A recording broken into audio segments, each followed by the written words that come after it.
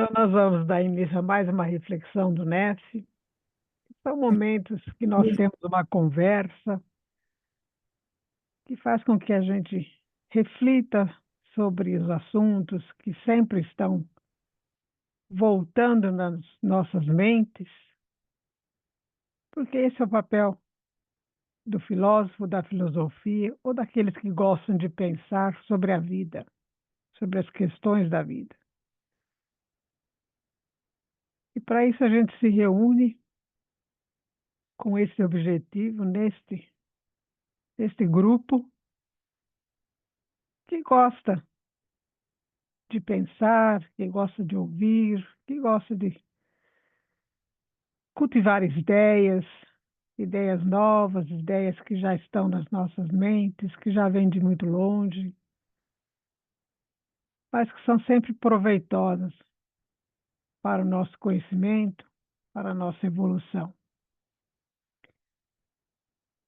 E estando nesse grupo, nós vamos profundamente agradecendo aos nossos mentores, aos mentores do NEF, que nos apoiam, que nos sustentam, que nos dão o bom ânimo para continuarmos neste trabalho. Agradecemos também profundamente a Jesus, nosso Mestre, e a Deus, nosso Pai,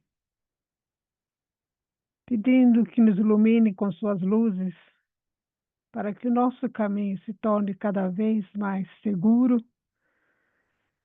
de maior compreensão, de maior sedimentação de ideias, ideias que vêm esclarecer, ideias para o bem, que nos ajudam no nosso dia a dia. E assim nós vamos dando início a mais uma reflexão, produzida no NEF,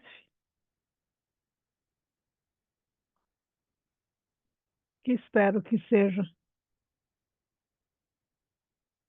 bom para todos nós.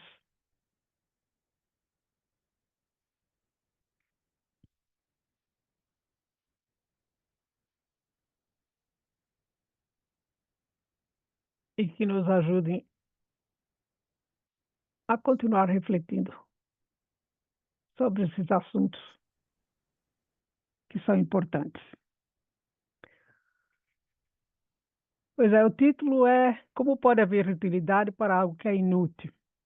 Isso vocês já devem estar pensando, já devem ter tendo uma ideia do que é que eu vou falar, né? E eu vou falar do papel da filosofia na vida de todos nós, principalmente nós que temos o contato com a filosofia e que entendemos a importância da filosofia nos tempos de hoje, né? E a filosofia está se tornando um pouco mais popular, não muito, mas um pouquinho mais popular para as pessoas.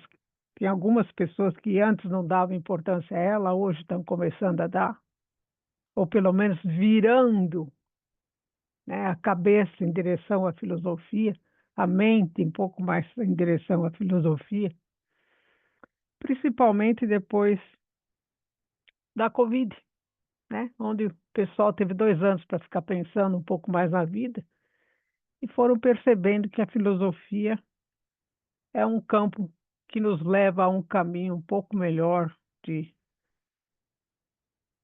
de sustentação da vida, pensando sobre a vida. E aí o Pierre Hadot, que é um pensador francês, né? Ele tem um livro sobre reflexões filosóficas, principalmente estoicas. E nesse livro ele vai falar: o papel da filosofia é precisamente revelar aos homens a utilidade do inútil, ou, se assim quisermos, ensiná-los a distinguir entre o sentido e outro da palavra útil. Todos nós sabemos que a filosofia é considerada para a grande maioria das pessoas deste mundo uma coisa inútil, né? Que não serve para nada.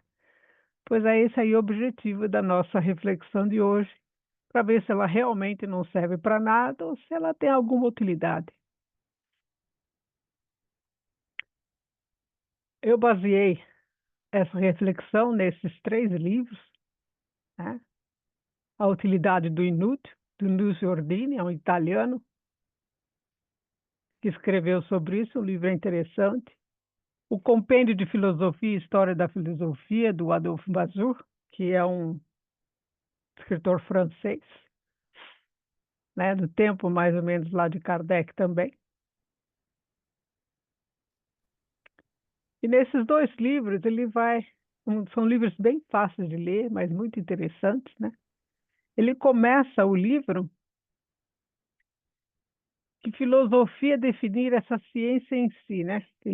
Ele procura achar uma definição para a filosofia, mas ele só pode falar da definição da filosofia como uma ciência do homem, né? Ele vai definir a filosofia como uma ciência no sentido de reflexão, não numa sentido de ciência ordinária, mas porque ela é uma ciência espiritual. Então, ele vai se trazer a filosofia como algo que enriquece o espírito, ou enriquece a mente humana, né? No sentido de refletir. E ele vai trazer o papel da filosofia, que é o conhecimento das opiniões que podem ser produzidas sobre o homem e sobre Deus, em geral, né? Porque é esse o papel da filosofia. A filosofia se preocupa com o homem e a sua relação com Deus em vários sentidos, em vários âmbitos. Mas, em resumo, seria isso, né? A filosofia se preocupa com o quê? Com o lado metafísico e mais abstrato do conhecimento humano.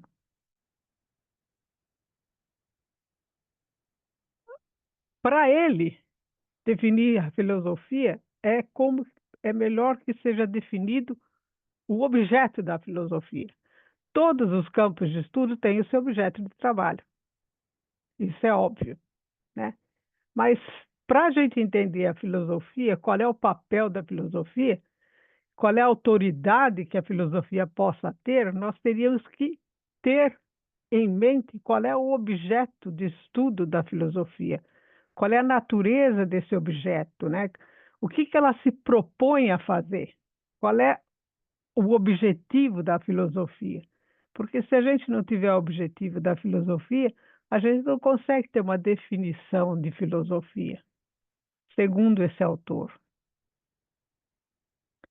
E aí ele vai dizer, quando a gente pensa no mundo, todos nós, se você pedir para alguém, pensa no mundo, pensa no universo, todo mundo vai pensar no quê? Do lado dos objetos. E os objetos são materiais. Então é do lado da matéria, né? A matéria, obviamente, ela afeta os nossos sentidos, é o fenômeno. O fenômeno é conhecido através dos sentidos. Então, quando todo mundo fala, vamos pensar sobre o mundo, todo mundo pensa através dos objetos visíveis, dos objetos concretos, né? Daquilo que afeta os sentidos, daquilo que é a natureza que a gente vê, mas daí quando você percebe esses objetos, você vai perceber a natureza das coisas, os objetos que tem, e vai, obviamente, fazer uma ciência dessa natureza, um conhecimento dessa natureza, da natureza dos objetos, das coisas concretas. Então, ele está tentando colocar como que a gente vê o mundo. A grande maioria das pessoas, a primeira reação é ver o mundo através dos objetos.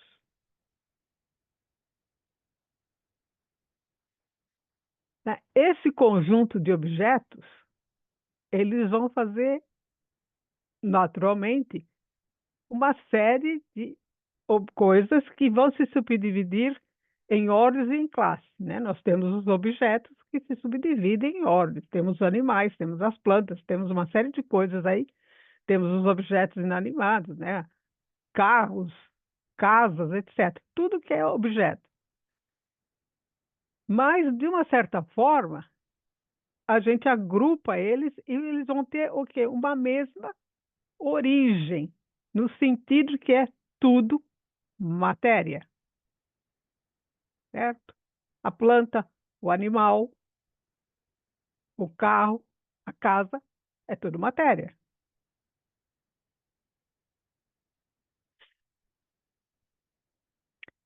E nessas ciências que a gente percebe no mundo, nós vamos tentando, a partir do desenvolvimento do pensamento humano, que chega no século XVI, XVII, esse pensamento humano que antes estava sobre o guarda-chuva da filosofia, a filosofia incluía todos os campos de conhecimento, né? A astronomia, a, a ciência da natureza, tudo era no guarda-chuva da filosofia. A partir do século XVII e XVIII, começam-se a aparecer as especializações, né? Vai começar a aparecer a sociologia, a psicologia, a botânica, a mineralogia, a zoologia. São especializações que estão estudando a matéria, o fenômeno, né? Então, a importância maior era dada, e ainda é, para esse campo do conhecimento. Então, todas essas ciências representam, cada uma a sua parte, os diferentes ramos da árvore da natureza universal. Mas aí não se encontra a filosofia. Embora a filosofia a gente entenda que ela permeie todos os campos do conhecimento, quando a gente trata de especificação ou especificação do conhecimento, quando a gente trata da biologia, a biologia está estudando a vida no fenômeno. Ela não está estudando a vida de maneira filosófica ou através de uma reflexão, ela estuda no fenômeno. A mesma coisa acontece com a zoologia, com a anatomia e com a química, com a física. O objeto deles é o fenômeno concreto, que é colocado embaixo do microscópio. Nesse estudo, não há filosofia. No entanto, não é verdade que há no espírito humano uma grande ordem de fatos inteiramente distinta daquela que compõe as ciências naturais que acabamos de considerar? A parte dessas ciências que se utilizam do fenômeno, existe o outro lado. Existe um outro tipo de ciência que considera o númeno, que não é o fenômeno, é a metafísica, é aquilo que está fora, que não é percebido através dos sentidos, mas está na mente, no sujeito, no pensamento, na reflexão, nas indagações que ele faz sobre a vida.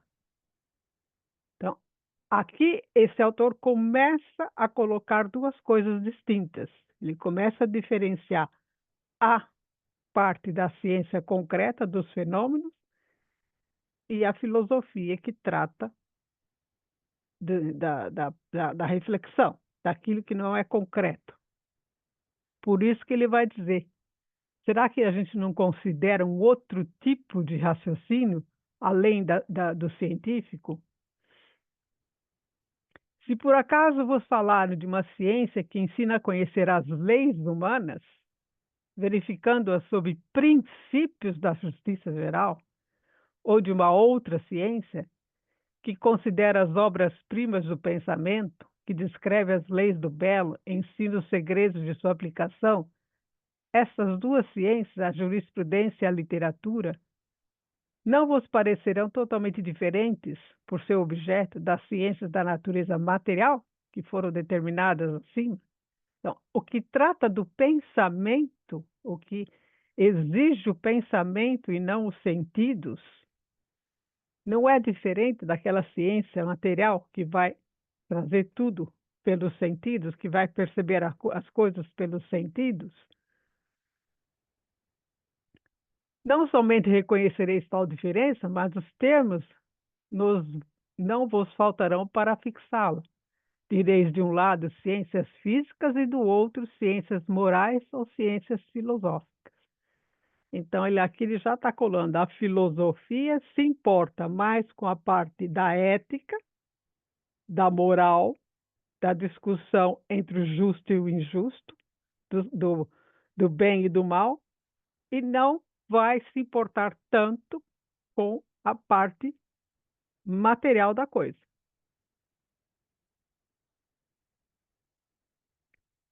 E aí, para a gente ter uma ideia, né, do que a filosofia trata, qual é o verdadeiro sentido da palavra caridade, como entendia Jesus?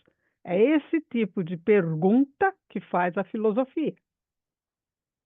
É uma pergunta que se trata da moral, da ética, e ela é do pensamento no sentido de reflexão. Ninguém coloca caridade embaixo do microscópio. Então, são perguntas que a gente se faz o tempo todo e que existem diferentes respostas, nenhuma delas é fechada e por isso elas estão no campo da filosofia. E muitas delas, como a gente sabe, elas trazem muitas incertezas, levantam muito mais dúvidas do que resolvem a situação. No entanto, nós sempre refazemos reflexões sobre essas mesmas perguntas durante séculos.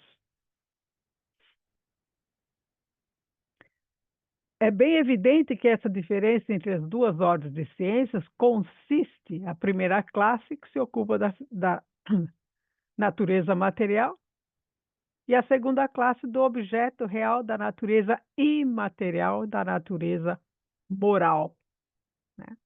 A filosofia, principalmente, ela trata da ética, da estética, de coisas que implicam no pensamento o belo, o feio, o certo, o errado, o bem, o mal, são todas coisas abstratas. O justo, o injusto. As ciências filosóficas em geral excluem as ciências físicas, mas não disse ainda o que é. Mas mesmo assim, excluindo as ciências físicas, ele não define o que é filosofia, né? As ciências filosóficas são aquelas que se ocupam de fatos relativos à natureza imaterial, natureza do pensamento, a natureza da moral. E ela se liga principalmente aos seres imateriais. Seres imateriais nada mais são do que o próprio pensamento. Pensamento é espírito, né? Pensamento é razão, pensamento é inteligência, que tem as suas propriedades essenciais porque são coisas imateriais e só estão no pensamento. Praticamente é só pela reflexão que a gente consegue pensar a caridade. A gente vê o efeito da caridade, né? Dar esmola para alguém é um efeito. Agora, pensar a caridade como conceito é no pensamento. Na sua essência, é no pensamento. Naquela caridade que a pergunta anterior fez, o que é a caridade para Jesus, né? Essa pergunta está no Evangelho, segundo o Espiritismo, e também está em outros lugares. E a resposta seria: todo mundo já deve conhecer, né? Quando se pergunta o que é a caridade para Jesus, aí Jesus responde: é a benevolência para com todos, indulgência para com as imperfeições dos outros e perdão das ofensas.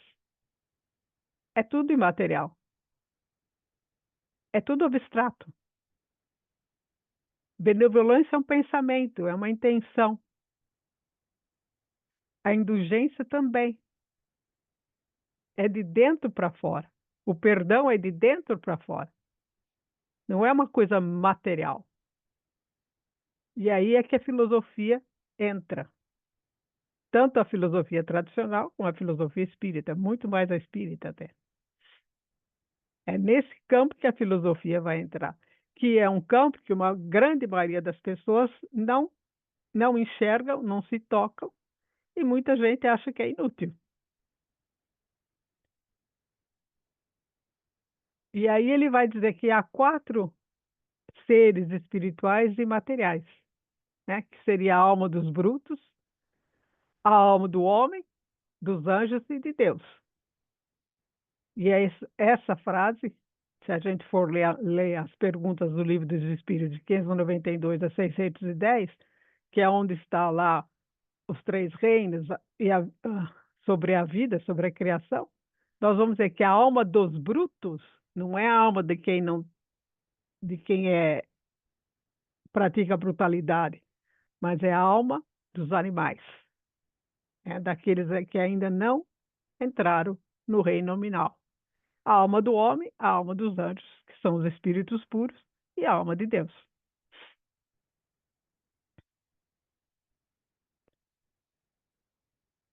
Quando dizemos a ciência do homem, né? A ciência do homem, para ele, tem outro significado. Para ele, a ciência do homem é entender a ciência do homem espiritual, que nada mais é do que o pensamento, aquilo que ele é em essência, refletir sobre o que o homem é em essência. O que somos, né? Se nós falarmos da filosofia espírita, nós somos espíritos. Nós não podemos esquecer que somos espíritos, nós não somos este corpo de carne, nós somos espíritos habitando um corpo. Isso é um pensamento importante dentro da filosofia espírita. Porque se eu entender que nós somos um espírito que habitamos um corpo de carne e que esse corpo se desgasta e o espírito permanece, eu vou entender a vida de uma forma diferente. Eu vou agir, as minhas ações serão diferentes, porque eu entendo a imortalidade da alma e eu entendo que existe uma vida futura e eu me preparo para essa vida futura. Se eu consigo entender como essa vida futura é. E essa clareza quem maior dá é a própria filosofia espírita, né? Porque o homem ele tem que ser considerado superior a seus órgãos, superior ao seu corpo, porque ele é um espírito imortal, né? E o corpo nada mais é do que instrumento do espírito.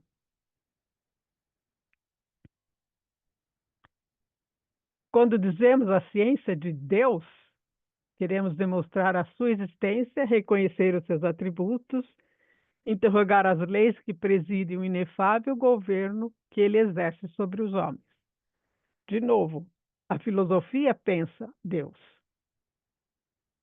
A ciência não pensa Deus, a filosofia pensa Deus.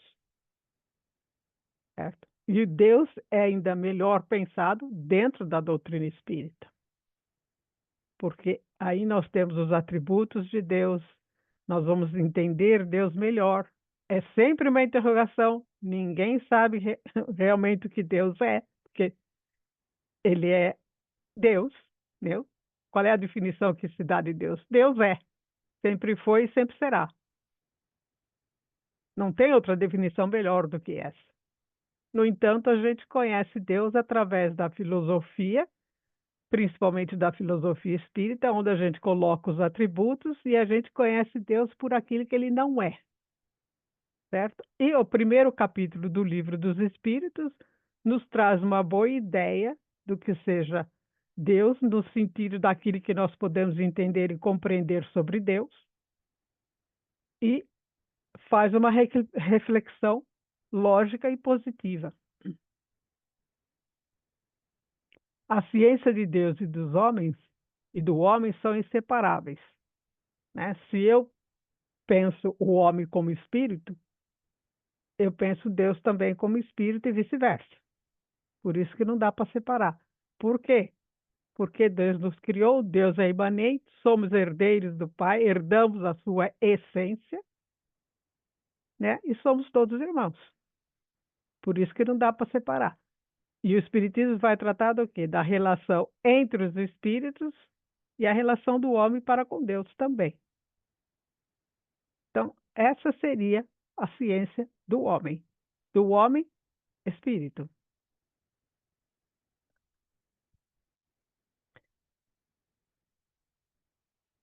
Existem saberes que podem desempenhar um papel fundamental no cultivo do espírito. Não é no cultivo do homem, é no cultivo do espírito. E no crescimento civil e cultural da humanidade. E daí considero útil tudo o que nos ajuda a nos tornarmos melhores. É nas obras daquelas atividades consideradas supérfluas que, de fato, podemos encontrar o estímulo para pensar um mundo melhor. Qual é as obras consideradas supérfluas que a humanidade entende? São as ciências humanas, a arte, a literatura, o teatro, etc. A filosofia. Mas tudo isso faz com que, se nós soubermos aprender e entender e dar valor, faz com que a gente se torne melhor. Desde, é óbvio, que a gente se dedique a entender o que é uma boa arte, uma boa obra em qualquer campo das ciências humanas. Porque existe coisa boa em todos e coisa ruim em todos os campos. Ao longo da história da humanidade, diversas teorias foram formuladas para descobrir ou indicar o caminho para o homem, a partir do pensamento filosófico. Caminhos para o homem. Nós temos inúmeros pensadores, inúmeros literários, inúmeros artistas da música, da pintura, da escultura, que nos ensinam o caminho. A arte eleva o espírito. A arte é um caminho para a evolução do espírito. Entende-se como filosofia a busca de compreender as vicissitudes da alma, de sua natureza e suas faculdades, enfim, sua origem e seu destino. Então, nesse sentido, como a filosofia espírita contribui para a formação do homem de bem? Por quê? Porque ela vai explicar com mais detalhes do que a própria filosofia tradicional a alma, Deus, as vicissitudes da vida, as aflições da vida. Ela vai trazer com mais detalhe, com maior compreensão, dentro de uma lógica, isso que nenhuma outra filosofia explica.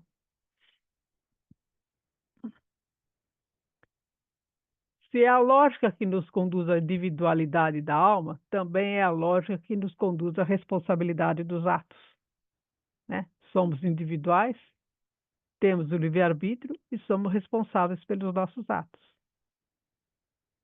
Mas para haver essa responsabilidade, é preciso que ela seja livre de escolha do bem e do mal. Sem o livre-arbítrio, há a fatalidade. E com a fatalidade não coexistiria a responsabilidade. Se nós não tivéssemos livre-arbítrio, se a gente não pudesse escolher, levantando essa hipótese, se não tivéssemos nenhum livre-arbítrio, as coisas seriam determinadas. E aí nós não teríamos escolha a não ser seguir aquilo que já estava determinado para nós. Aí não há evolução, aí não há responsabilidade.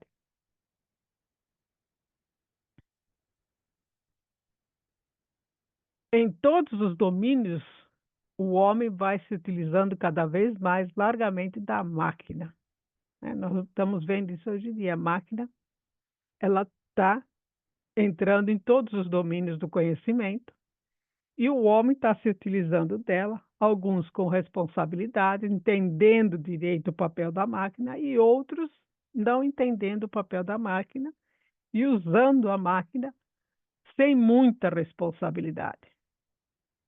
Porque a máquina, principalmente a inteligência artificial e os meios sociais, né, as redes sociais, podem nos enganar redondamente e nos levar para caminhos muito ruins, aceitando de adaptar-se a ela para fruir as vantagens que ela proporciona. Nessas condições, a influência da máquina tende a penetrar nas esferas mais delicadas e mais altas da vida humana. Isto é, tende a criar um estilo de vida, um modo de conceber os problemas e de os resolver, uma mentalidade, enfim, inteiramente mecanizada. Não há reflexão. A máquina, as redes sociais, a inteligência artificial, dá tudo pronto. A gente não faz reflexão nenhuma. Por isso que é necessário saber como usar a tecnologia. Se eu não faço reflexão nenhuma, os homens ficam estandardizados, começa a ficar tudo igual. Não há diferenças. Com ideias e gostos padronizados, imersos no estado de espírito de um tédio sombrio, displicente, pesado, cheio de fadiga interrompido apenas pelas excitações delirantes do cinema, da televisão, do rádio ou de outras torcidas ou das torcidas esportivas. Se nós não prestarmos atenção, e é o que está acontecendo, uma boa parte da humanidade, é isso. Então, seria isso o que se chama de sequestro da mente? Seria isso o que o filósofo Adorno e o Horkheim colocam no livro Indústria Cultural? Ou, como é que fala, a dialética do esclarecimento? Onde a indústria cultural, em todos os campos, tanto das ciências concretas, exatas, da medicina, da astronomia, etc., ou das ciências éticas e morais, será que eles não estão dominando a mente ou sequestrando a mente no sentido de não deixar a, a, a, a população, ou os povos, ou as pessoas pensarem e refletirem? Será que eles não programam as coisas, mesmo antes das coisas acontecerem para o público, no sentido de dirigir o público para onde eles querem, onde o público não possa pensar e sim reagir de acordo com aquilo que eles programaram? Não seria isso um sequestro da mente? A mente não tem mais o direito de pensar, de ter autonomia?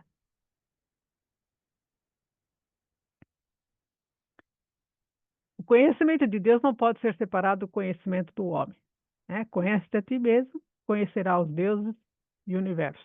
Já dizia Sócrates. Na ordem natural da ideia, nós vamos de nós mesmos a Deus. Esse foi o caminho que Kardec fez no capítulo 1 do Livro dos Espíritos. Se chegamos ao conhecimento do ser soberano, é em virtude dos princípios que se mostram a nós, né? Kardec parte do quê? Do menor para o maior. Ele detecta a existência do espírito lá nas mesas girantes, e hora que ele percebe a existência do espírito, ele vai partir para uma reflexão e vai chegar à inteligência suprema. Essa maneira de considerar a filosofia como sendo ciência do homem e de Deus é antiga e se renovou mais de uma vez. E quem nos traz isso, e nós sabemos disso, porque está lá no Evangelho segundo o Espiritismo, é o próprio Platão e Sócrates, entre tantos outros filósofos, Aristóteles e Parmênides, Heráclito, toda uma série de pessoas até hoje, que nos traz essa ideia de Deus e do homem, e a ideia de precursor, trazendo já todo o embasamento para que no final do século, quer dizer, na metade do século XIX, surja o Espiritismo, embasado nesses pensamentos, embasado nesses gênios da humanidade. Conhece a ti mesmo e conhecerá os deuses e o mundo. É a frase de Sócrates, e também que Sócrates toma do oráculo de Delfos, não é bem a frase, não é dele, mas ele se utiliza dessa frase, para exemplificar que, se nós nos conhecermos a nós mesmos, automaticamente nós estamos a caminho de conhecer a Deus, né? Nós precisamos ter uma boa ideia do que nós somos, se nós somos espíritos, se nós entendemos a nossa essência, se nós entendemos que somos criados por Deus e que damos a sua essência, e que temos toda uma potencialidade, atributos divinos em nós que já somos criados por Ele, nós estamos caminho de conhecer o próprio Deus. Lembrando que no Livro dos Espíritos tem lá a resposta, né? Conheceremos a Deus? E os Espíritos respondem: verão e compreenderão a Deus. E aí a questão filosófica que a gente faz é: como que eu vou ver e como que eu vou compreender a Deus? É uma questão filosófica. De que maneira que eu vou ver? Logicamente que não é com esses olhos de um corpo denso, é de uma outra forma. Tudo isso são reflexões filosóficas, é a filosofia que faz, mais especificamente a filosofia espírita. O Tratado da Natureza Humana, ao definir a sabedoria, isto é, a filosofia, Platão resolve na realização do oráculo de Delfos, né? Conhece-te a ti mesmo. O conhecer a si mesmo é conhecer a sua alma, porque é o homem porque é o homem que possui o corpo, ele é a alma. O corpo é, como diz Platão, né, a prisão da alma. Já o Espiritismo vai dizer que o corpo é o instrumento da alma, um pouco mais suave, né? Mas a matéria é um instrumento do espírito. A filosofia é, pois, a ciência da alma, a ciência do homem. Qual o caminho para o conhecimento de nós mesmos? É a própria filosofia. A filosofia nos leva a conhecer a nós mesmos, através dessas inúmeras indagações, das perguntas que estão nos slides, que faz com que a gente se autoconheça. Não é a ciência concreta que vai levar, a ciência concreta vai levar ao conhecimento do fenômeno. A anatomia conhece o corpo, os músculos, os órgãos, mas o corpo é matéria. É importante conhecer? Claro que é. Nós temos que tratar das doenças, nós temos que achar cura para uma série de coisas. Mas o corpo se desgasta e o espírito continua.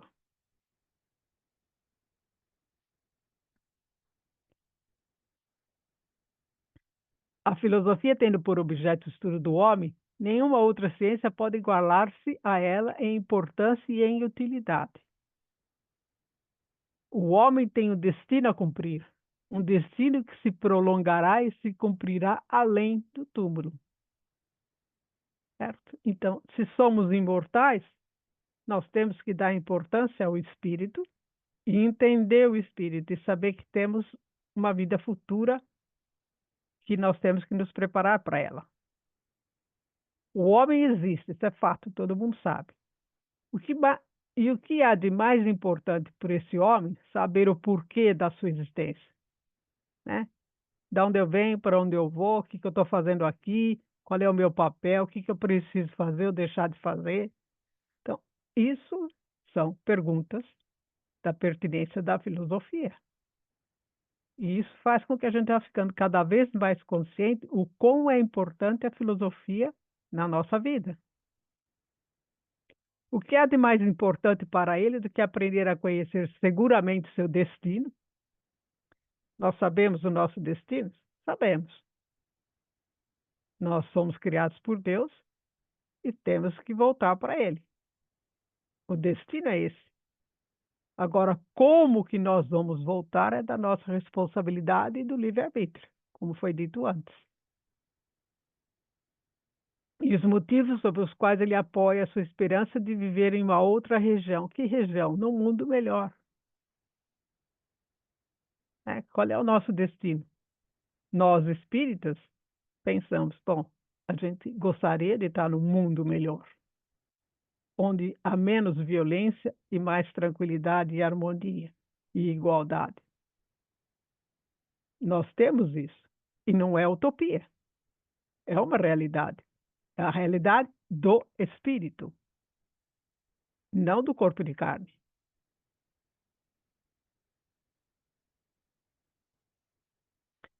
Nesse livro do Charles Dickens, só tirei um parágrafo, né? Ele, quando ele está lá escrevendo no tempo da Revolução Industrial Inglesa, ele descreve um pedacinho lá da vida cotidiana das pessoas que vão trabalhar nas fábricas, né? Está iniciando a produção em massa. E aí ele vai dizer, iguais umas às outras, as pessoas iguais umas às outras, quer dizer, é todo mundo um número, que saíam e entravam em todas as mesmas horas na fábrica, fazendo o mesmo ruído ao longo dos mesmos passeios, que tinham todos o mesmo trabalho, para os quais todos os dias eram iguais ao dia anterior e ao seguinte, e cada ano era a cópia do ano anterior e do que estava por vir. Nenhuma coisa espiritual teria o direito de existir nessa comunidade. Isso aqui ainda é uma realidade hoje, em vários países, principalmente onde há escravidão. E a escravidão está em todo lugar, inclusive no nosso país. Que entra dia e sai dia, não se vê a luz do dia, e se faz aquele trabalho sempre igual, sempre na mesma hora, sempre disso para isso. Sai de lá, vai comer quando tem alguma comida boa para comer. Vai dormir no dia seguinte, levanta, vai fazer a mesma coisa de domingo a domingo, certo? Afinal de contas, para que serve a arte? E aí ele vai colocar um outro contraponto.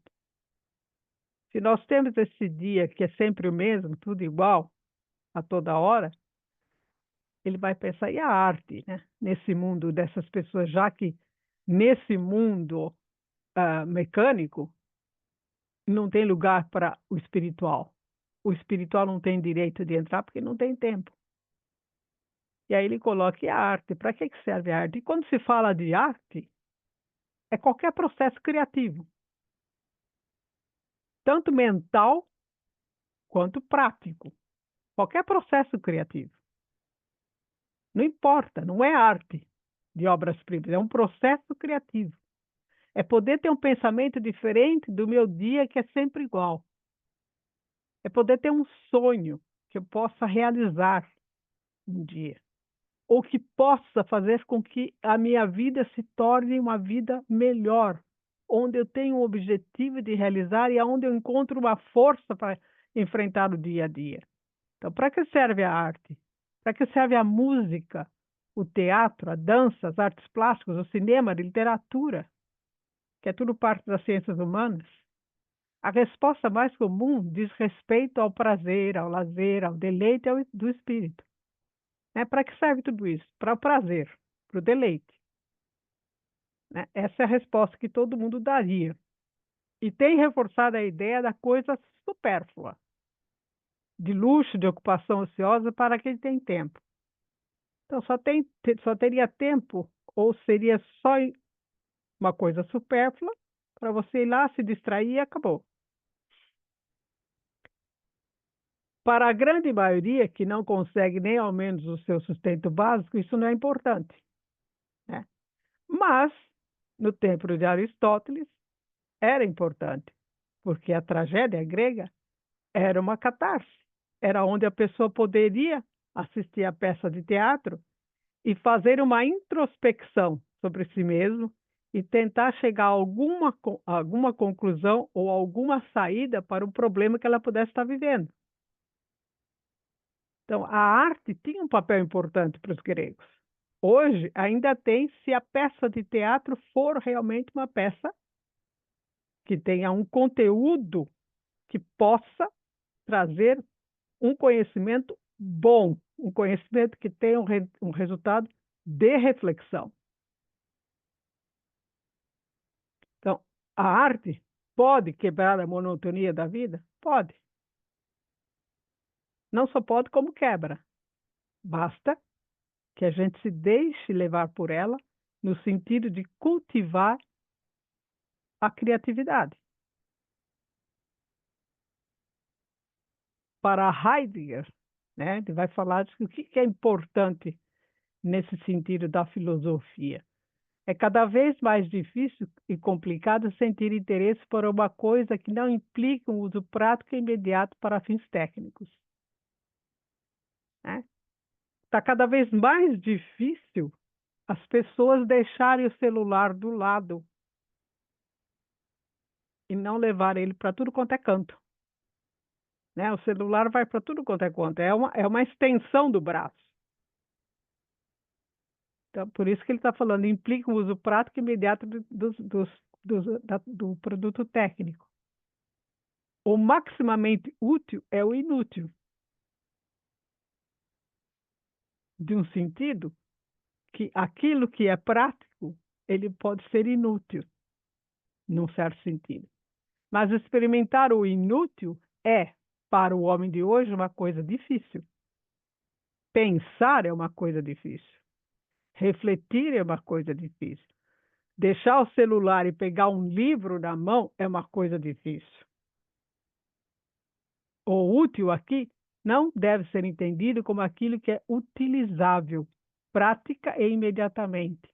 para fins técnicos que provocam efeito que possa demonstrar e produzir. No entanto, deve-se entender o útil no sentido salvífico, ou seja, aquilo que faz vir a si mesmo o homem, aquilo que faz com que o homem reflita, aquilo que faz com que o homem pense sobre alguma coisa e não receba tudo mastigado. E aí, no livro dos Espíritos, está escrito: nada é inútil na natureza, tudo tem um fim, uma destinação.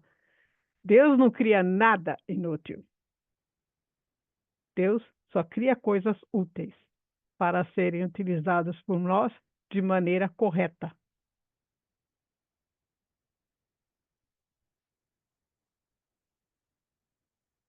Quando a gente olha para o nosso redor, né? O que a gente vê? Somos tocados pelas belezas que nos cercam, as belezas da natureza, a beleza de uma pessoa, a beleza de um objeto. Mas o nosso coração não fica satisfeito com essas belezas dispersas da natureza, né? Se a natureza, se a gente está contemplando a natureza de uma maneira reflexiva, usufruindo daquela beleza e não olhando por olhar, é uma coisa, ela nos satisfaz, ela traz um bem, ela até pode aliviar alguma tensão, né? A gente suspira, a gente vê aquela paisagem que é sublime, uma coisa sublime toca a alma, né? Depende de como eu estou olhando essa coisa. Por quê? Quando a paisagem me toca a alma, por ela ser sublime, não é o olho que vê, é o espírito que vê.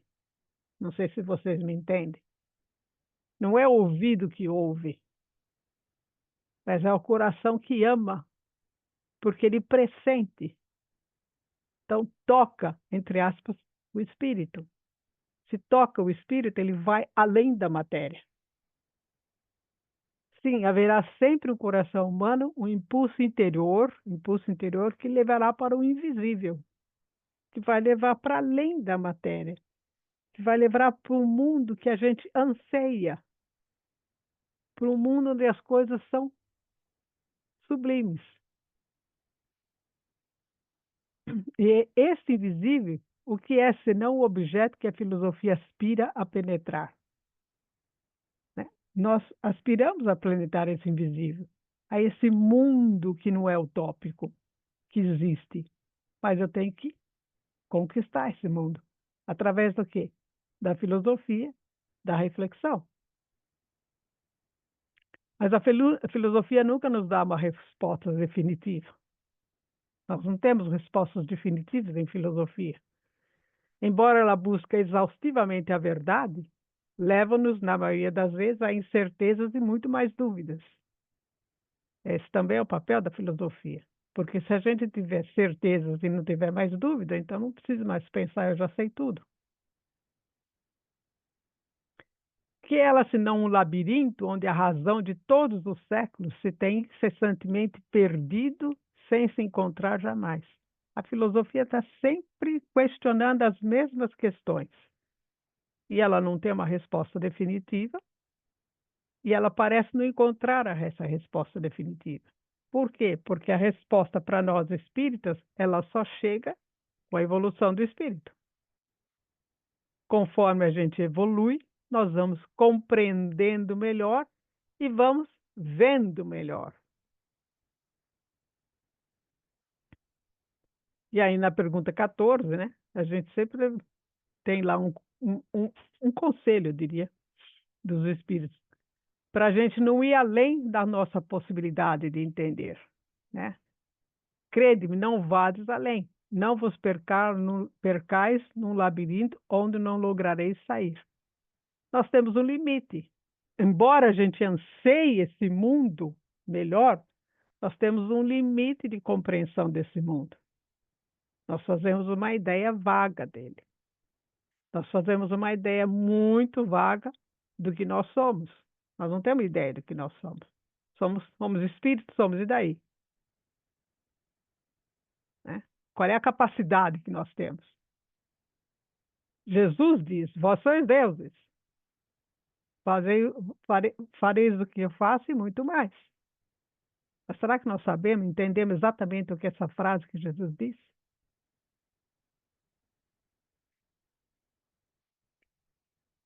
Reduzido a seu justo valor, essa objeção prova que o erro está semeado no mundo, né? Embora a gente faça todas essas reflexões, procure acertar mais do que errar, procure tentar seguir um caminho melhor para nós, o erro está no mundo. O mal está na prática, está no mundo, não está em Deus, e muito menos na essência. Que a descoberta do verdadeiro não é uma coisa fácil entre o turbilhão dos erros que a vida está cheia. Para a gente procurar a verdade no meio de tanta confusão, é difícil, não é fácil. Todavia, isso prova que a verdade não existe ou que não seja perceptível ao espírito. Não, a verdade existe. Óbvio que ela existe. Nós estamos sempre buscando a verdade. Estamos sempre nos aproximando dela. Mas ela vai se afastando cada vez mais para quê? Para que a gente se impulsione a persegui-la. Porque se ela fica parada e a gente chega perto dela, aí nós perdemos o estímulo. O erro é uma ideia negativa que pressupõe a verdade. Se nós temos o erro, é porque existe uma verdade. Se nós temos o falso, é porque existe o verdadeiro. Existe o erro, portanto, existe também a verdade na Terra. Se há verdade no buscar e achareis, o verdadeiro deve nos pertencer. Se diz lá no Evangelho que buscar e achareis, ou pedis e obterás, é porque isso é possível.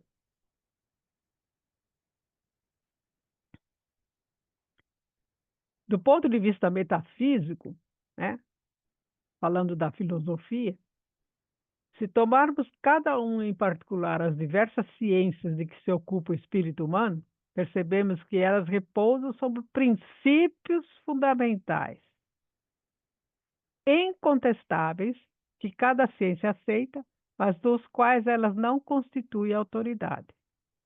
Por exemplo, as noções de bom e de justo são os princípios da ciência do direito. A noção de bela são os princípios da artísticos ou da estética, né? Da filosofia da estética. A noção do finito, do infinito, da grandeza do número, são das ciências da matemática. Essas diversas noções pertencem realmente ao domínio das ciências respectivas.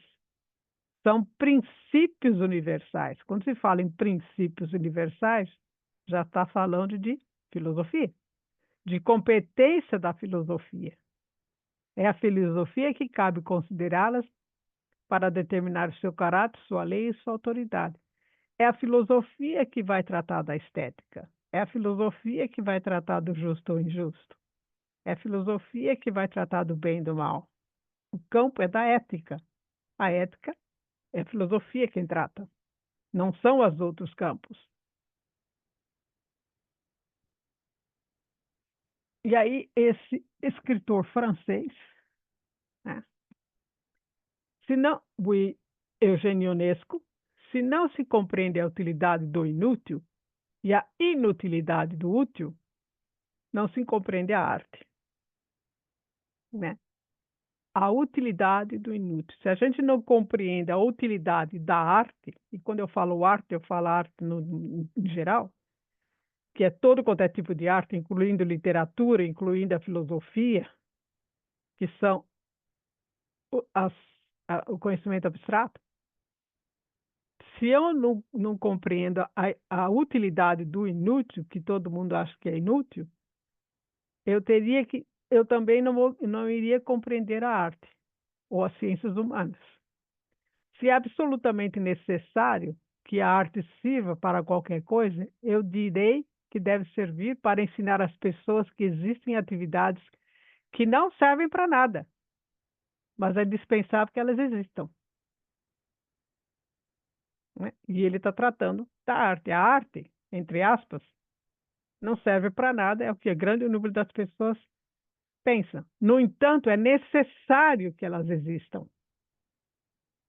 é necessário que se cultive as ciências humanas. Elas não podem ser desprezadas. O homem moderno não tem tempo para dedicar a coisas inúteis. Está condenado a se tornar uma máquina sem alma.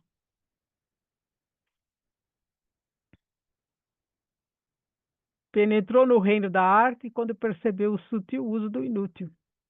Quando ele percebeu que a arte poderia melhorar a vida dele. É preciso compreender exatamente aquelas atividades que não servem para nada e que podem nos ajudar a escapar da prisão, a salvar-nos da asfixia. Como eu falei, a criatividade, a leitura de um livro, um pensamento reflexivo, um sonho, uma aspiração, pode transformar uma vida superficial, uma não vida, numa vida fluida e dinâmica, numa vida orientada pela curiosidade em relação ao espírito e às coisas humanas. Uma vida orientada para a curiosidade, para quê? Para saber o que é o espírito, o que é que eu sou.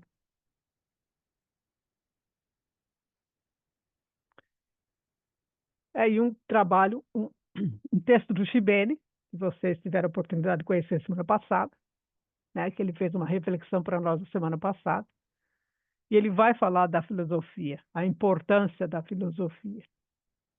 Quando pensamos no mundo, o mundo que vem à nossa mente é quase certamente o mundo físico, né, dos objetos materiais, né, dos objetos ditos materiais.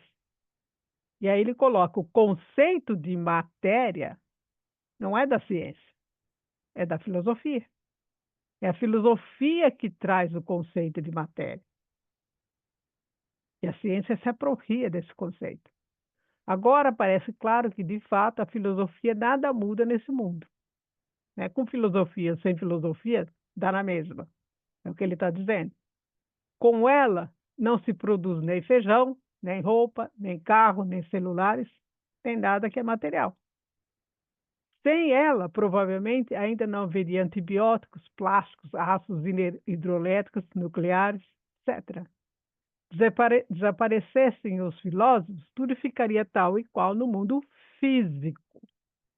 Né? Os filósofos parece que não fazem diferença nenhuma para o mundo físico. No entanto, o mundo não é só um mundo corporal, não é só um mundo físico. Há um mundo do espírito, ou alma, ou intelecto, ou mente. E todas essas palavras também são filosóficas. É a filosofia quem traz essas palavras e a ciência se apodera delas.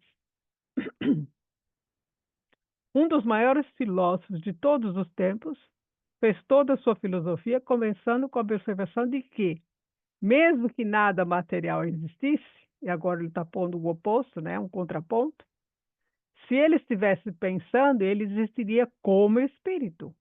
Né? Penso, logo existo. Todo mundo sabe quem é esse filósofo. Né? Quem fez o primeiro ano deve saber que esse filósofo é o nosso amigo Descartes. É importante notar o contexto em que essa famosa frase foi escrita. Era o final da suspensão geral do juízo. O que ele quer dizer com isso? Era o final de uma série de dúvidas, porque quando o Descartes traz essa frase, ele estabelece que existe uma coisa além do corpo material. Existe o ser pensante. E aí ele não só traz uma solução, como ele cria várias outras, que é a discussão que já vinha de muito longe, que é a discussão entre corpo e alma, que continua até hoje. Né? Tratava-se de uma etapa metodológica, ele vai criar o método, que visava nos livrar dos nossos preconceitos e prováveis erros acerca de qualquer coisa. Porque ele vai trazer um método que antes não existia e que naquela época daria segurança para buscar a realidade e a verdade. Então, a filosofia importa? Importa, mas é para o mundo do espírito e não para o mundo corporal, o mundo da matéria. E Kardec deixa isso muito claro, né? A parte filosófica estuda as consequências das relações entre os homens e os espíritos, relações essas que foram estabelecidas pela ciência espírita. Aqui vale uma observação muito importante. Quando se diz que o espiritismo é uma filosofia, não se pode confundi-lo com um sistema filosófico, né? Um sistema como de Kant, como de Descartes, como de Hegel, como de Platão, como de Aristóteles, etc. O espiritismo não é um sistema filosófico, né? Muito pelo contrário. Ele é livre do prejuízo do sistema. O que é um sistema? É uma teoria organizada, sistematizada, metodológica, fechada, né? Você forma um corpo de teoria que é fechado. O espiritismo não é fechado. O espiritismo é aberto, pelo simples fato que seu objeto é o próprio espírito. Nós estamos sempre indagando cada vez mais e ampliando o nosso conhecimento através do progresso do próprio espírito. A filosofia espírita surge como consequência dos estudos da ciência espírita. É uma espécie de filosofia de uma ciência. Filosofia de uma ciência. O que foi a ciência espírita? As mesas girantes e a conclusão de que o espírito existe. A mesa girante é o fenômeno, é o fundamento, onde foi criado, sobre a qual foi criada uma teoria. Então, o espiritismo, ele é criado sobre uma ciência. Ele não é uma filosofia da ciência. A teoria foi feita em cima de um fato, de um fenômeno científico. E não filosofia da ciência. Filosofia da ciência é um ramo da filosofia que descobre o próprio conceito da ciência, do método científico, do conhecimento científico. A filosofia de uma ciência são reflexões filosóficas a partir daquilo que uma ciência apresenta na sua teoria, baseada na experimentação. Kardec, quando se conscientiza da existência do espírito, aí é que ele vai formar a teoria ou o corpo teórico da doutrina espírita em cima daquele fato.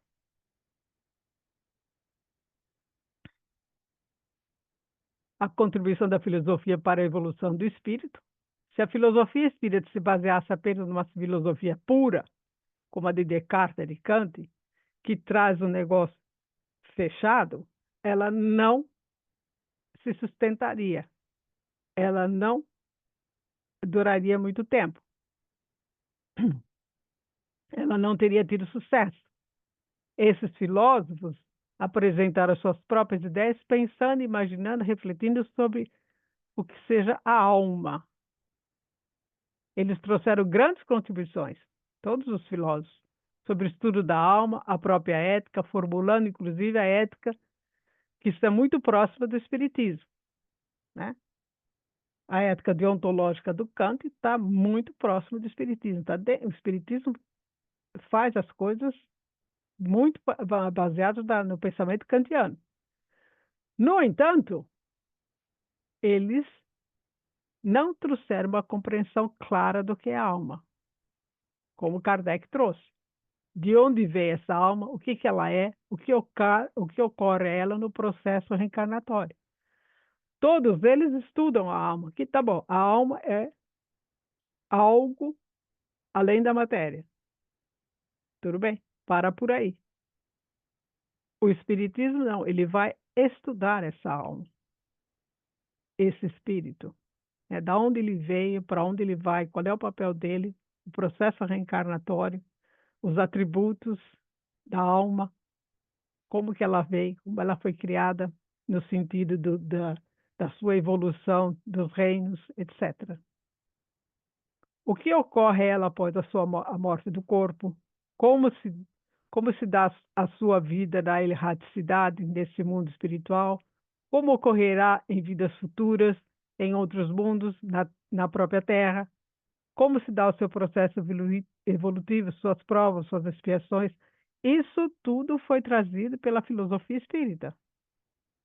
Não foi pelos filósofos, mas essas perguntas Kardec faz baseado no conhecimento desses filósofos anteriores. fundamentado neles. E aí faz todas as perguntas, e tenho tantas outras mais que eu não trouxe, que é da pertinência da filosofia e da filosofia espírita, né? Qual o verdadeiro sentido da palavra caridade, como entendia Jesus? O que se entende por ciência do homem? Então, nesse sentido, como a filosofia espírita contribui para a formação do homem de bem? O homem existe, tá? E daí? O que é de mais importante para ele do que saber da sua existência, o porquê que ele está aqui, de onde ele veio, para onde ele vai? O que é de mais importante aprender a conhecer o seu destino, aquilo que ele tem que fazer, os motivos para os quais ele apoia a sua esperança de viver numa outra religião, numa outra região, num outro mundo, num outro plano. Que ela é, senão um labirinto, né? A filosofia é um labirinto para a gente, que nunca dá uma resposta completa e nem definitiva. Da onde veio a alma, o que ela é, o que ocorre no processo reencarnatório, todas essas perguntas que estão aqui e que estavam nos outros slides, são perguntas da filosofia espírita e também da filosofia tradicional, né? E até que ponto aquilo que caracteriza a condição humana vai sobreviver? A filosofia caracteriza a evolução humana. A filosofia traz a ideia do espírito, não é a ciência, é a filosofia. A ciência, concernente aos fenômenos, ela nega o espírito. Então, a reflexão foi baseada nisso, para a gente perceber o quão importante o papel das artes humanas ou das ciências humanas, né? Da criatividade na nossa evolução. E aqui a gente termina a nossa reflexão de hoje.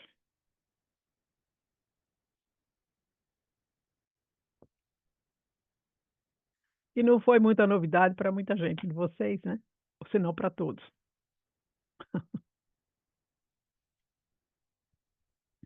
Mas é sempre interessante, Miriam. Também acho, A eu gente acho. gosta de estudar filosofia. É, pode até ser que ela seja vista como aquela que dá sentido ao que é inútil, Sim, mas na verdade, sem ela, a vida ficava muito chata. a vida fica muito chata, né? É, a gente tem que, querendo ou não, se você quiser dar sentido àquilo que existe, você tem que buscar na filosofia, porque a matéria, a ciência, eu te falo do corpo, mas se não tiver a filosofia para te fazer entender, ou pelo menos despertar a curiosidade para o espírito, fica muito chato. Perde o sentido, né? Você não tem uma esperança, você não tem um futuro. É, Fica sem futuro. porque se não fosse assim, por que que ela é a única ciência que perdura tantos anos? Sim, e no início do conhecimento, né, da filosofia, todos os assuntos estavam sobre o guarda-chuva da filosofia. A E ainda filosofia, hoje, que as escolas já não e ainda deixam hoje, mais, né? Hoje, sim, por exemplo, o ensino médio já não tem tanta, não é tão voltado para a filosofia como foi, por exemplo, no tempo que eu estudei.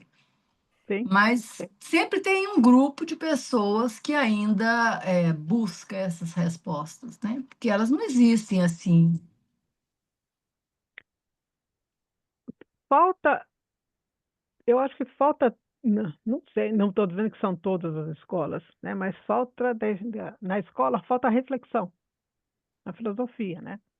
Porque tudo vem pronto, né? Vem a bendita da apostila, que já está tudo bonitinho, você só tem que fazer a cruzinha ali e acabou, né? É múltipla Tem a escolha não internet, né, que dá a tem resposta internautica que dá pronta, resposta. Se sem você tiver o aprofundar, celular na né? sua mão, você consulta o celular, você tem a resposta na sua mão, É verdade. né? Quantas vezes? Então, não tem mais. O que falta é a reflexão. É verdade. É o uso do raciocínio. E aí a Isso, gente volta a Kant, né, Miriam? a gente volta ao esclarecimento de Kant, né? A autonomia Esclarecimento de kantiana, Kant. né? A minoridade, a maioridade. E não é. E se você não tem o raciocínio, você vai, como estava lá num dos slides, você vai agir mecanicamente. Fica todo mundo autônomo, porque você vai buscar tudo pronto na internet. Aí eu clico lá, me dá a resposta, eu faço aqui. Tem que fazer e Se não tem você não jeito. reflete, a sua inteligência também não é Não vai para aguçada. frente. Aí, Não. cada dia que passa, as pessoas ficam mais burrinhas, né? Sim. Aí vem o sequestro da mente. Você não pensa mais, você fica com a mente sequestrada, É verdade. entendeu? Por isso que eu gosto dessas aulas aqui de segunda-feira. Quando eu posso, eu sempre gosto de assistir, porque elas me dão um alimento. Que bom. Para nós Eu também, achei elas dão muito bastante alimento. interessante o título de hoje. Eu não conheço esse livro. Até vou procurar lê-lo. Mas eu fiquei muito curiosa quando eu vi o título do trabalho de hoje. Falei, gente, como assim, né? Preciso assistir essa palestra de hoje. Gostei muito, Miriam. Que bom. Parabéns. Mais uma Obrigada. vez, obrigada aí. A gente agradece. Na hora que eu vi o título, Miriam, eu lembrei do outro, né, do Joseph Pieper, também eu falei assim, Também, né, também também. tem, ele traz também toda essa parte da inutilidade, né, não só da filosofia, como da arte também, né? Sim. Das ciências Então, humanas, né? Que as pessoas não dão ciências humanas, importância, acham que não vale nada, acham que não dá dinheiro, não dá prestígio, não dá nada, não dá poesia, status, né? né, tudo. Então, ele fala também da inutilidade, né? Que é um absurdo, né? Mas E aí você tem a utilidade do inútil. é,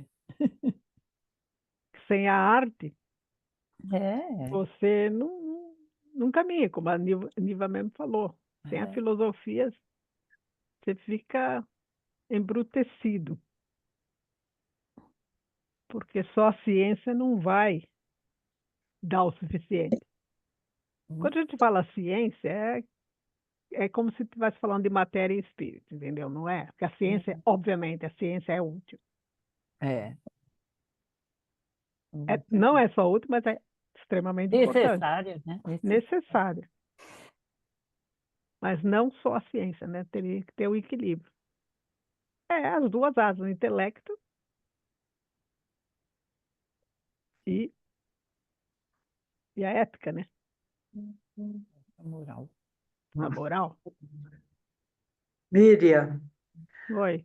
na verdade, então, está tudo aí no universo para a gente buscar entender, buscar trabalhar em nós esse interesse da busca do conhecimento, ou falta para nós a estrutura emocional, psicológica ou conhecimento intelectual? O que falta? Tá tudo aí para a gente buscar. O que falta é a vontade da pessoa ir buscar. Mas que tá tudo aí, tá. Agora, tem um Ah, lado também que se a pessoa cresce num mundo onde a importância depende, né? Não se pode fazer as coisas taxativas. Mas se a pessoa cresce no mundo e não se dá muita importância à filosofia, pode ser que ela nunca se interesse pela filosofia, mas ela pode ter dentro dela de outras vidas a mosca da filosofia já, que já ah, mordeu. Então, ela no mundo que não se interessa pela filosofia, se ela tiver essa mosca que a mordeu, essa veia, ela busca a filosofia. É tudo conhecimento, é tudo vontade, é tudo. aí Vontade. desperta. Para despertar, estimular, despertar nessa busca, Sim, desse interesse. sim. Por que que nós estamos aqui? É. Porque nós temos Tem que, interesse. tem que ter algo mais aí, né? Porque a Somos gente não todos consegue inúteis. parar.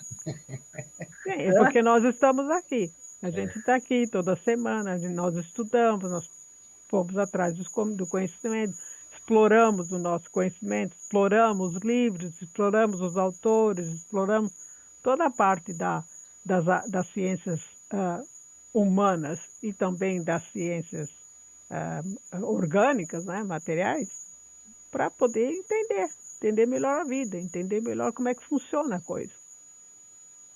Mas é porque há uma vontade, há uma curiosidade, há um interesse. E aí a gente não consegue parar mais, porque o pensamento fica, Exige, exige. exige de você É esses que questionamentos. se você, se você pega um caminho desse, você cria uma mentalidade filosófica. Então, o seu pensamento vai estar sempre pensando filosoficamente, entendeu? É, E tá. aí você não consegue parar. Tudo que você lê, ou que você conversa, ou que você vê, a mentalidade filosófica está ali, Vai para esse lado. vai para esse lado. É, é isso mesmo. Porque é um cultivo. Você está cultivando isso, entendeu? Você cultiva isso. E aí você cultiva uma mentalidade filosófica, que é o que hoje não se deixa fazer, não deixam fazer essa mentalidade, não deixam as pessoas cultivar essa mentalidade. Porque quando você cultiva uma mentalidade filosófica, você questiona, você quer uma Mas aí resposta. tem que ter o interesse da pessoa. Sim, mas, por exemplo, se eu tenho uma mentalidade filosófica, tudo que aparece na minha frente eu vou questionar. Não, isso aqui é É, válido, não é válido? Tem coerência, não tem coerência? Tem fundamento, não tem fundamento? Porque faz parte da mentalidade filosófica que é cultivada. é, tá certo. Tá ok. Obrigada. A gente Obrigada pela agradece. palestra, por essa linda noite aí de tanto esse conhecimento. Beijão. Beijão para todos. Outro. Tá bom? Alguém mais? Ô, Miriam, Oi. esse momento que vocês acabaram de falar, porque até então, em muitos casos, para muitas pessoas, entendiam simplesmente que uma questão de estudar filosofia seria cultura filosófica somente, ou seja, história da filosofia e conhecer filósofos, conhecer frases bacanas, né? E na realidade não é isso, é desenvolver o pensamento crítico filosófico. Na realidade é isso, você se tornar um filósofo e poder pensar, é, é, poder argumentar, poder, vamos dizer, elaborar argumentos válidos a respeito de qualquer assunto, né? Porque aí sim nós vamos estar nos tornando realmente filósofos, né? Porque até então sabemos o que Sócrates falava, o que ele pensava, tudo bem, está nos livros, vamos decorar. Mas esses ensinamentos que vêm através dos filósofos, justamente para nós percebemos que nós também somos espíritos, né? Eles também eram, e buscavam esse desenvolvimento, né? E nós também, da nossa parte, é buscar esse desenvolvimento para poder fazer esse pensamento, ter esse pensamento crítico filosófico. Sim, é criar essa mentalidade filosófica. E nós temos a mentalidade filosófica tradicional e a mentalidade filosófica espírita. Sim, ainda tem essa vantagem, né? Vamos dizer. Sim, E, por, e o não outro deixa de lado, ser uma vantagem, não deixa de ser uma você vantagem. citou aí que parece que hoje a filosofia está um pouco mais, graças também à mídia, né? Porque hoje nós vemos tantos pensadores, tantos filósofos, professores, educadores que falam de filosofia na mídia e muitos fazem até na questão do corporativismo, né? Por exemplo, Sérgio Cortella, Leandro Carnal, Clóvis, o Pondé e tantos outros que aparecem, pelo menos no nosso mundo aqui, né, brasileiro. E eles vêm conversando, vêm trazendo, e isso desperta bastante coisa. Mas é isso aqui, colocar a cara a tapa também, né? No sentido poxa, vamos lá, porque como a gente fala, não existe bobagem na filosofia, não existe, será que não é tolice? Não, nós estamos desenvolvendo o nosso pensamento filosófico. Então, nada é inútil, até no nosso pensamento, faz parte do nosso E galgar. E a gente não pode esquecer também que até pouco tempo a filosofia era proibida, né? Sim, Se sim, não fosse a Marilena Chauí trazer tudo de volta, né? isso. Até hoje ela É, estava aí. e hoje você vê, eu vou entrar nesse aspecto porque eu dei aula no ensino médio, primeiro, segundo, terceiro do ensino médio, quer dizer, balela, não dei aula nenhuma, né, vamos dizer assim. Porque tinha 2 ou 3 na frente só que escutavam um pouquinho, os outros 40, 50 lá atrás era celular, papapá, e o que eu ia fazer? Né? Eu não vou brigar com ninguém, eu não tenho essa de ficar dando bronca, porque não dava. Né? Então, qual era o interesse disso daí? Hoje, eles estão tentando remanejar, fazer 1000 coisas aí para poder ver se dá para os alunos, pelo menos, estudarem, né? Alguma coisa e prestar atenção. Mas é complicado. Filosofia, aula de filosofia no ensino médio, pelo menos. Por isso que, num nível, por exemplo, que nem o nosso, um núcleo espírita ou centro espírita, onde tem o curso de filosofia, já é mais fácil. Porque as pessoas que vão lá buscar querem estudar, querem aprender, já tem uma vontade de, bom, deixa eu ver como é que é esse curso, eu quero estudar. Não está lá por obrigação, entre aspas. Né? Isso aí. Talvez no meio de reverter isso é não dar tudo pronto, né? É. O caminho seria esse. Parar de dar as coisas prontas, né? E deixar as pessoas irem buscar. Entendeu? Mas aí agora é complicado. Que aí Mas sempre tem o começo, né? A gente é, vê isso é no de cada NEF, um, né? né? Daqui É, para frente, como sempre foi, mas agora é mais ainda. É a gente mais vê ainda. isso no NEF, né? É mais ainda. A A gente pessoa vê isso quer dia a dia. apostila, quer isso, quer aquilo, né? Sim. Inclusive, eu vi um documentário, uma reportagem, se eu não me engano, ele era um repórter, mas que foi estudar filosofia. Eu já não sei se já desencarnou ou não, mas eu sei que ele falava assim, é que na maioria das escolas onde se tem filosofia, para formar, você vai formar professores de filosofia e não filósofos. Ou seja, então eu só vou passar aquilo que eu aprendi nos livros tal, Sócrates, Platão, Aristóteles, Hegel, papapá, todos eles. Eu vou dizer o que eles pensavam e ponto. Né? Mas não, quando tem aquele que deixa o livro de lado e ele começa a falar, a filosofar, vamos pensar, papapá, papapá, as ideias começam a fluir, né? Então aí sim essa pessoa é um filósofo, né? Tanto que ele deixou a faculdade, ele deixou a faculdade por causa de que ele via que não ia ter o que ele queria algo além, né? Então aí ele começou a se tornar um autodidata, né, na questão da filosofia e procurar abordar os temas, os problemas e desenvolver os argumentos, reflexão sobre aquilo. Né? Então. Mas é isso. Mais alguém? Oi, pessoal, tudo bem? Oh, Ah, Gabriel. Gabriel, Tudo bem? tudo. Esse tema é muito interessante. Ele tá envolvido em tudo que existe hoje no mundo, né? Nas ciências econômicas, nas ciências, na própria filosofia, né? Eu vou dizer o seguinte: o que eu vou falar aqui parece que eu sou apenas um cara pessimista, não é isso? Eu sou realista, diferente, né? Você já sabe que eu vou por esse tema também, né? Mas é assim, eu conheci a filosofia lá no ginásio, e assim mesmo só 2 meses de estudo, e me encantou. Mas eu não sabia. A filosofia na época era um muro de desconhecimento na minha frente. Eu tinha que galgar isso. E só depois, quando eu entrei na faculdade, que eu comecei a me interessar mais e a estudar mais. Olhando pela minha experiência e olhando hoje a realidade que está nos sistemas escolares no Brasil e no mundo, a filosofia está renegada ao último plano, né? Sim. E como espírito eu devo ser otimista, né? Claro que vai demorar uns 30 mil anos, mas tudo bem. O despertar filosófico pode acontecer aqui, pode demorar várias reencarnações, né? Eu acho que todos aqui pensam da mesma forma, né? que deleite que nós temos aqui todas as segunda-feiras, né? Com esse ar filosófico, com esse conhecimento filosófico que a gente adquire aqui nessa aula de hoje, né?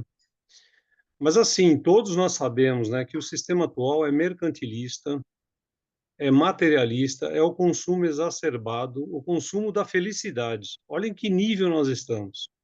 Não há reflexão nesse mundo, Mas não né? é na felicidade de Aristóteles, né, que você está Claro, falando. claro.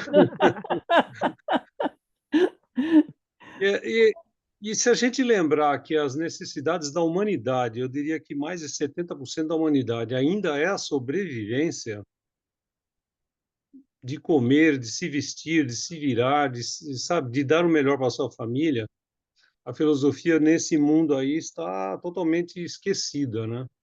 Os homens, principalmente os homens públicos, teriam, pelo seu conhecimento, pelos seus estudos e seu preparo, a responsabilidade de colocar filosofia nos programas educacionais de todos os países. Mas, como eles estão também dentro do sistema, dentro de uma roda do sistema onde as artes e a filosofia só usada de forma materialista também, porque é utilitarista, eles não se interessam em fazer reflexões, né?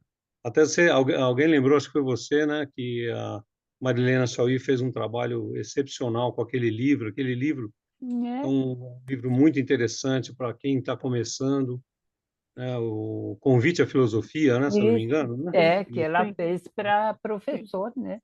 Para voltarem a dar aula que É, eles não tinham mais, né? Nem como começar. Então, e é assim, né? É uhum. ensinar a pessoa a pensar mesmo. É. Se você pegar o livro da Marilena, é isso. Mas, bom, Então é só para terminar, essa questão da produtividade, da competitividade, as metas absurdas das empresas, o uso produtivo do trabalhador até o último sangue dele, que quando ele está já cansado, ele é dispensado do sistema. É isso que a gente está vivendo hoje, infelizmente.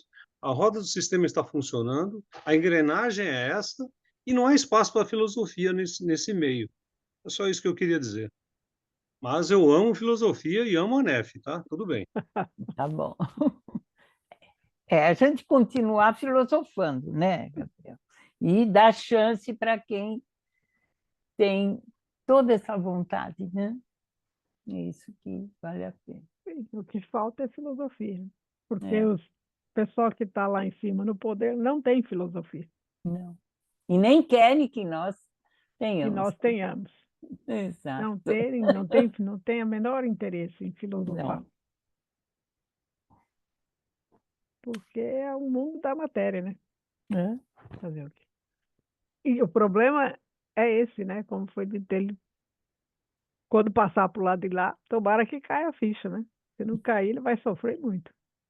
Eu espero, na minha próxima reencarnação, conhecer a doutrina espírita bem mais cedo, se apaixonar pela filosofia bem mais cedo. Quem sabe eu já esteja registrando na minha memória Com esse, certeza.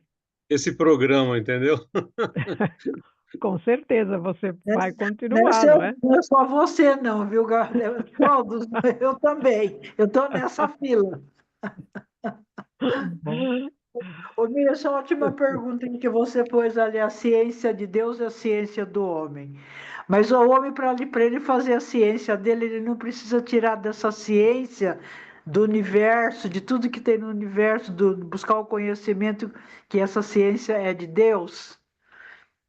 Para A ele fazer a ciência, a ciência. ciência, a ciência do homem é o conhece-te a ti mesmo.